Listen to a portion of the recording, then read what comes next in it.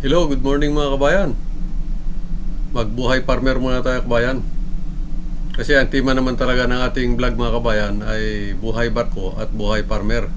Kaya yun ang mariner farmer. Ngayon, sa video na ito mga kabayan, ay ipakita ko sa inyo kung paano ba manganak ang isang inahin na baboy. Kasi alam ko marami sa ating mga kababayan, lalo na yung mga laking Maynila o kahit laking probinsya ka kabayan, pero kung hindi ka naman nakakita talaga kung paano manganak yung isang inahin na baboy, ito, sa video na ito ay ipakita ko sa inyo kung paano manganak yung isang inahin na baboy. Ano ba ang mauna, yung ulo o yung paa o puwet?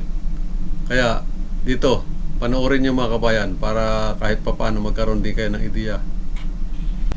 Bago ang lahat, i-shoutout ko lang muna si Inting Rolyon at ganoon din si Pe Rolyon at kanyang mga anak.